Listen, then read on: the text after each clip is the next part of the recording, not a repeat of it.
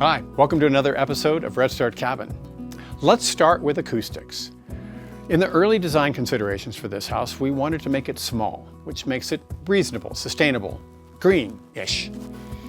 But small has a problem with being able to separate your lives.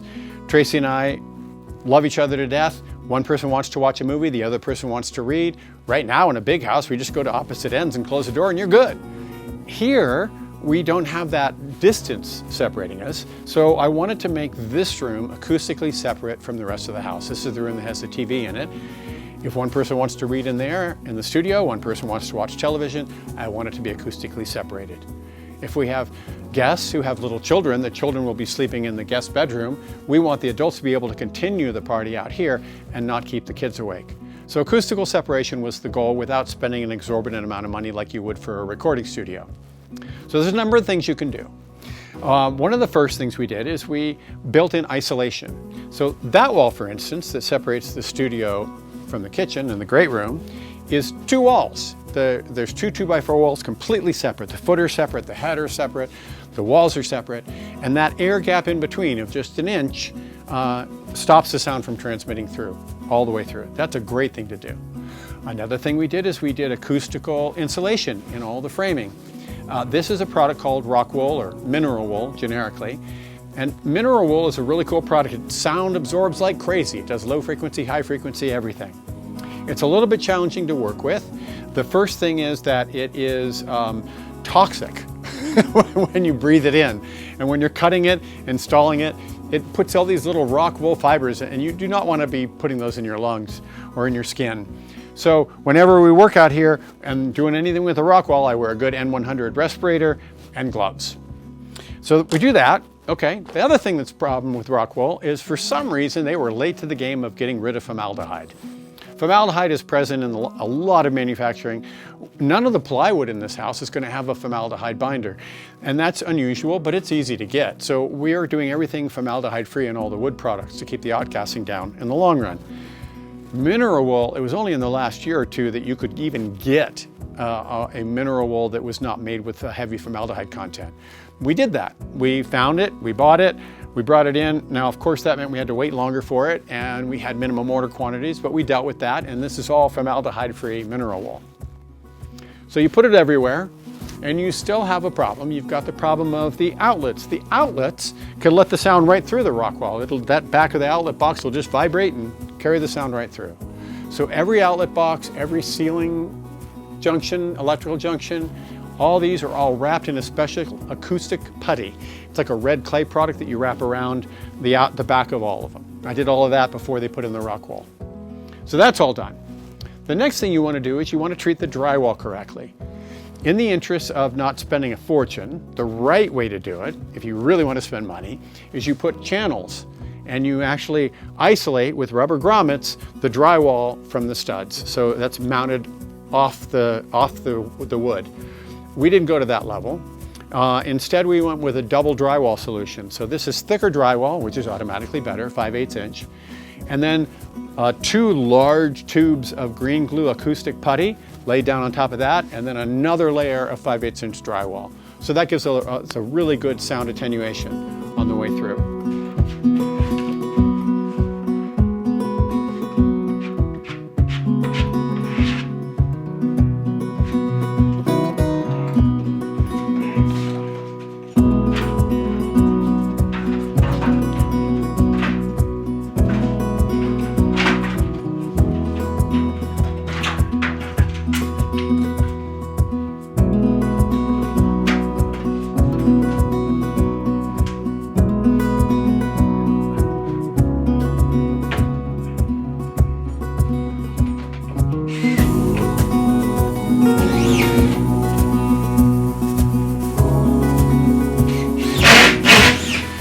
Okay, so we've got the walls as good as we want to get them.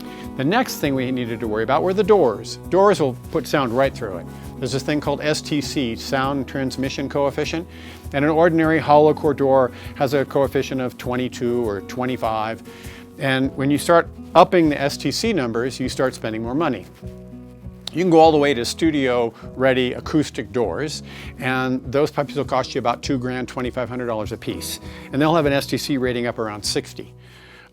We could get around 50, 48, 50, by buying mineral core doors, and those are around $800 a piece, and that's where we went. So we put mineral core doors rather than conventional hollow core doors on the secondary bedroom, on the hallway, on the studio, on the master. So those are isolating doors. Those will stop the sound from going right through the door. Then you have the insulation around the edge of the door, the weather stripping, the rubber gaskets. And those are, you use special acoustic ones, and when they close, you really, seal it. So we seal those, put all that in. And then the last thing is under the door. Now they make these little sock things that you can just lay down in front of the door manually when you want to isolate them. Or you can go the automatic route, which is what we went with. It's called an automatic door sweep. And what that does, when you close the door hits a little lever on the bottom. It's mounted to the floor, and that lowers a gasket all the way down to the ground automatically every time you shut the door. So it's sealed. It's sealed from the rubber acoustical stripping around it. It's sealed on the bottom. And we've got those automatic door sweep doors, 1, 2, 3 over there, 1 over here. So it really should isolate the sound nicely.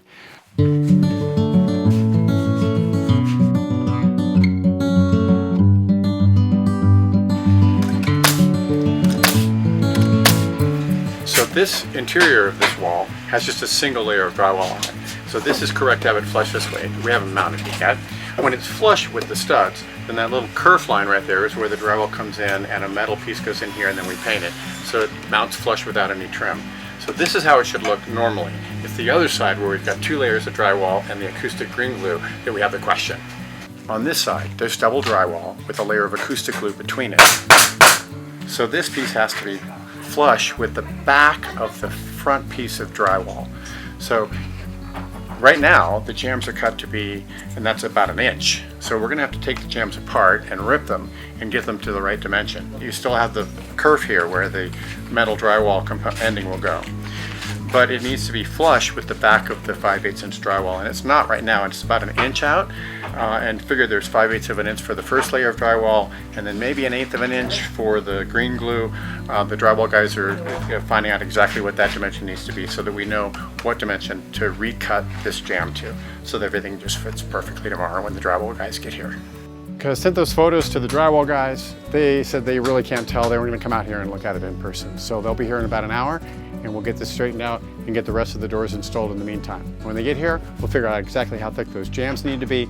We'll slice them down, rip them on the table saw, and get it all installed.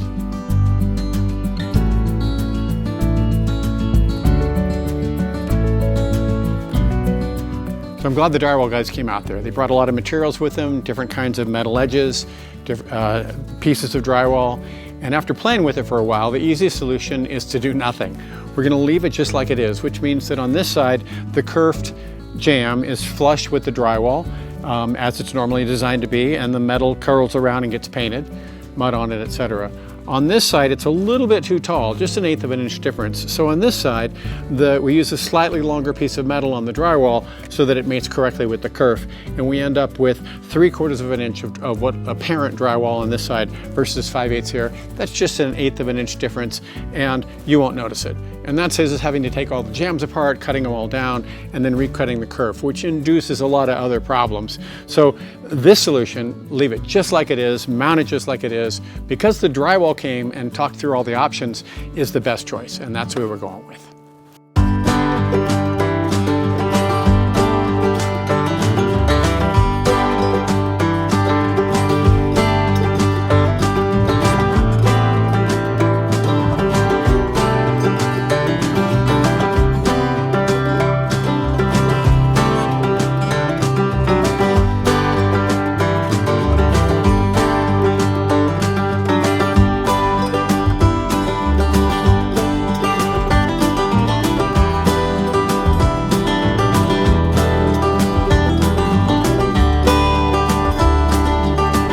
There's a couple of interesting things about the drywall here at Redstart Cabin.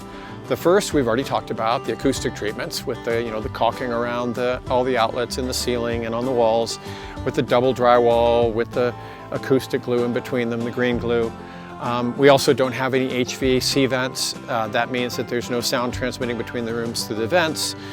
And that all worked great. But we also spent a lot of time and attention into how the drywall is going to look. Conventionally, drywall is very imperfect, and that's why they put a lot of texture on it. The texture hides the imperfections. Whether you're talking orange peel or the new Santa Fe look, that allows the drywall guys to move pretty quickly. We wanted a smooth, flat finish. Oh, listen to the thunder. It's monsoon season. We're probably going to have a thunderstorm come in here in a few minutes. I love this time of year. So the smooth finish is tough to achieve. They have to spend a lot more time making it look perfect. And they do that by putting the mud on the drywall, sanding it down, putting more mud on. They do it 5 times. It's called level 5 drywall. And you can do level 5 when you want a perfectly flat surface. You're not going to hide the imperfections. We also did some fun things on the bottom. I didn't want any baseboards or any trim around the doors. The doors themselves are all flat slabs. All that's kind of aimed to prevent dust gathering on sills and on surfaces and being a cleaning problem, but it's also because I like the clean look. So on the bottom of every wall, the drywall ends a 1/2 inch before the floor, and then there's a metal inlay, and then it cuts in. You can't do drywall all the way to the floor because if the floor gets wet, it'll wick up into the drywall. So it stops just above it and creates this little shadow area. It looks really cool. And then around the doors, in order to do no trim, we did a thing called a kerfless jam. And there we put metal and everything was measured just so. In fact, when we did the framing of the doors, we had to have the drywall guys come out and consult so that we had all the dimensions exactly right. So that's what's happened. Ooh, I think we're gonna get some rain. We better go inside. Okay, so we're up here on the small patio outside the yoga studio entrance room, office, combination room. And this is a great place to be if it does start raining, and I think it might. You can hear the thunder. Oh, that sounds great. I love it. Okay, so we have these eaves that hang out, and that's really useful. It makes this a great place. The reason that the eaves hang out everywhere is that they don't have any rain gutters. We didn't go with rain gutters because in this parts of the woods, the rain gutters collect pine needles and fill up. And then they get branches and you have a flammability problem on the roof. And if you've been following along, fire resistance is one of our main things. So we went with no gutters, and instead we went with a thing called a ground gutter system where the water pours into gravel. And you don't want that right up against the house, it can harm the foundation, so you want it out a little bit. And that also gives you the benefit of having these cool spaces outside to sit underneath the eaves. Okay, drywall. The drywall, you can see here, these are sharp corners. We did sharp corners everywhere. That uses a metal flashing like this. And the metal flashing goes on the drywall, and then they hide the edge of it with mud. And that's one of the reasons they have to do all those layers of mud and sand and mud and sand, is you've got all these little rims and screws and stuff you need to cover. So they built it up pretty good. So these were all put in everywhere, and we went around and we found, when they were all done, we found, I don't know, maybe 25 or 30 little spots they needed to do one more layer of mud on. Sometimes when these two of these would join together, they would leave a funny mark. Sometimes there'd be a bend in one of the pieces when they put it on they didn't catch. And, you know, those kinds of minor problems. I had the painter come and help do the walkthrough with me because he's the one that's going to be responsible for making it look good. And that was really useful. Took a flashlight, a very high-powered flashlight, and shined it at an angle on the walls, right up against the wall to give that profile, and any imperfections show up real fast. We found places where the nail holes were a little bit recessed. We found all kinds of little things that way. So the light and the light at an angle was very helpful during inspection. Overall, the painter was very, very happy. Jesus and his crew at American Drywall did a fantastic job. He said they did a really good job. And this is a high-end drywall implementation with that level 5. So he's seen it before, the painter has. He likes it, and he says they did a great job. We found 20-ish spots they needed to touch up, but he said that none of them were major, and overall, fantastic. Okay, let's go on a tour. Here you're walking in the front door. You'll have a dining room. TV goes on the wall here. That's the kitchen. Over here there'll be a couch. That's the art installation wall.